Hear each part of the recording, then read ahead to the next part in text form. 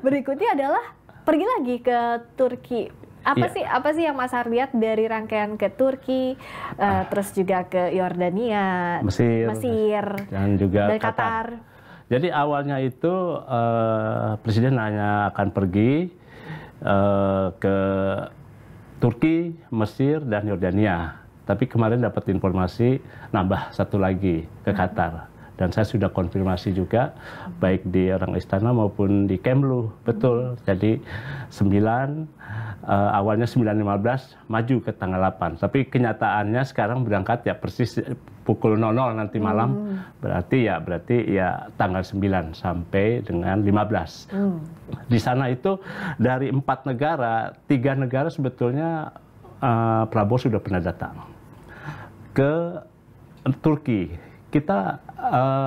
Prabowo itu sudah pernah datang ketika sebelum pelantikan sudah datang ke Turki. Bahkan Presiden Erdogan sudah datang juga ke kita di Istana Bogor waktu itu disambut. Nah, sekarang dengan alasan membalas kunjungan kenegaraan, Presiden datang lagi.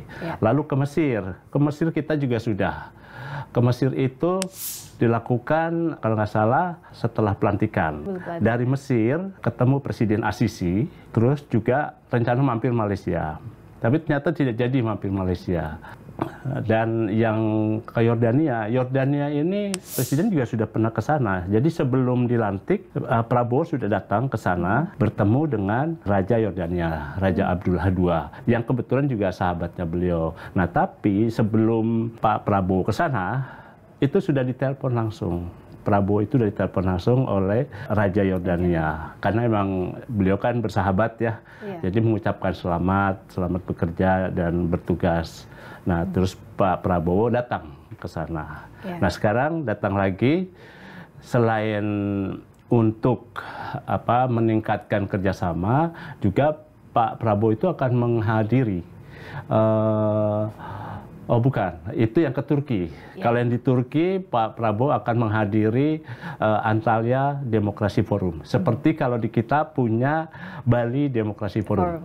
Mungkin ingat ya, zamannya Pak SBY kan, Pak SBY menggagas Bali Demokrasi Forum. Itu kan beliau juga mendapat tugas dari Pak Jokowi untuk menghadiri KTT darurat terkait pengungsi Gaza waktu itu.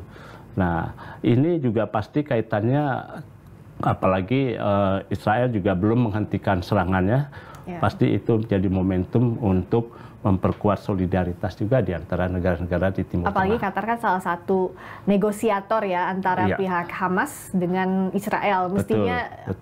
Mestinya Presiden Prabowo yang meneruskan misi Indonesia sejak awal kemerdekaan kita, Palestina yang mengakui kemerdekaan kita pertama kali, terus visinya adalah untuk memerdekakan Palestina. Itu harus disampaikan. Memang makanya kunjungan ke Qatar nanti malam itu baru muncul beberapa hari.